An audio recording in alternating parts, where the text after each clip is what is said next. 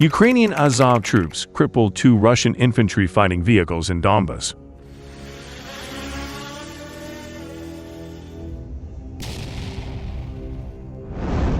The Ukrainian drone crews from the WORMBUSTERS unit successfully repelled Russian assault in a village in the Donbas, working closely with neighboring infantry units. According to a recent field report, Russian forces failed to advance even 200 meters into Ukrainian-held territory before being stopped by coordinated FPV drone strikes. The WORMBUSTERS unit first targeted and disabled Russian infantry fighting vehicle, then eliminated the dismounted enemy troops, and finally destroyed the vehicle entirely. The report highlights the speed and precision of Ukrainian drone operations on the front line.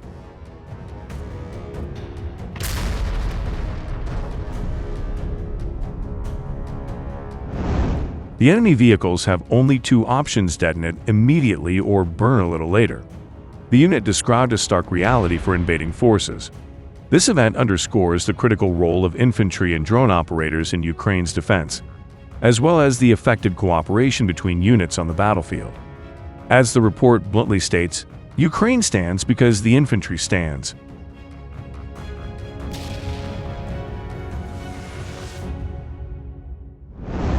The unmanned systems forces delivered a decisive blow to Russian Echelon air defense network on the Donetsk axis.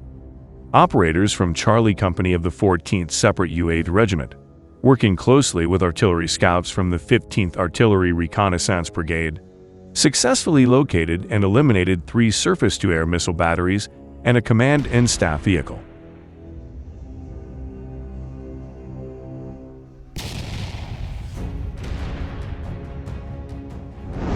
The first target was an unmodified Tor system, capable of intercepting aircraft within 15 kilometers.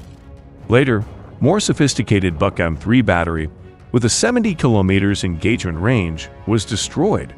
Finally, the S-300 system, tasked with neutralizing high-altitude aircraft and ballistic missiles, up to 200 kilometers away, was taken out.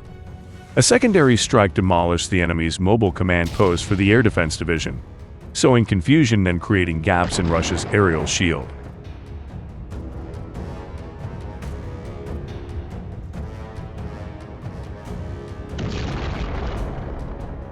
This operation showcases Ukraine's evolving drone warfare tactics. Long-endurance UAV conduct real-time surveillance, relay precise coordinates to artillery units, and exploit vulnerabilities in the enemy's air defense grid. Such targeted strikes against layered defenses are vital for securing air superiority and ensuring the safe deployment of Ukrainian aircraft and missiles. As Kyiv sharpens its drone-guided reconnaissance and strike capabilities, Russia's attempts to fortify its positions with multi-tiered SAM networks face growing challenges, and Ukraine's skies become progressively safer.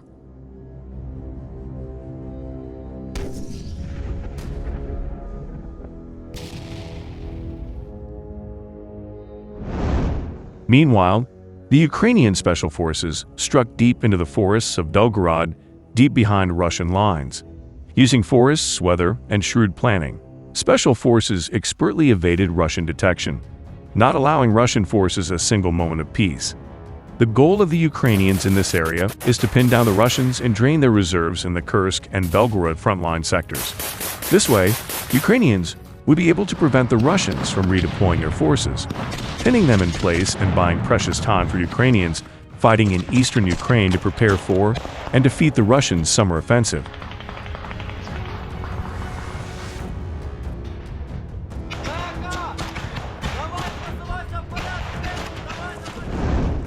To achieve this, Ukrainians maintain constant pressure on Russians along and behind the contact line, forcing Russians to maintain their presence in Belgorod and Kursk to prevent further Ukrainian incursions into Russian territory.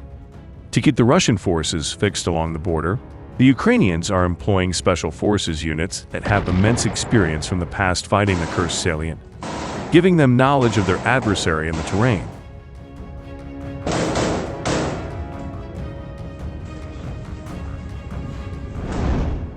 The Ukrainian Special Forces raids face several disadvantages, posed mainly by Russian reconnaissance drones. Russian reconnaissance drones heavily patrol the border area, particularly those equipped with thermal cameras that can detect soldiers through shrubbery and trees.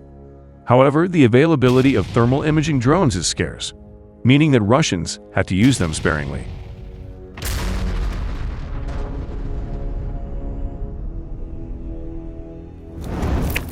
As thermal drones would immediately detect them, Ukrainian special forces move in during the day. So, to evade detection in another way, Ukrainians wait for strong winds and rain to prevent conventional Russian drones from detecting them, as most drones cannot fly during bad weather.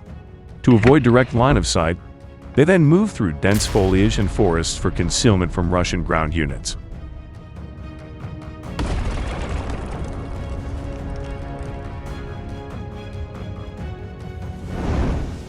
Unfortunately for the Russian defense, poorly disciplined Russian soldiers often remain in their dugouts during bad weather, seeking shelter from the rain, making them virtually blind to any approaching Ukrainian raiding parties.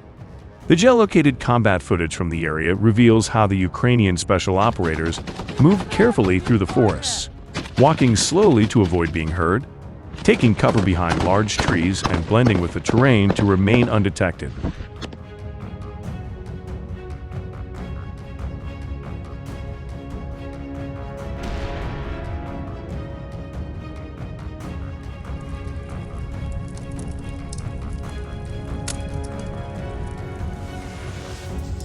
Передавать привет.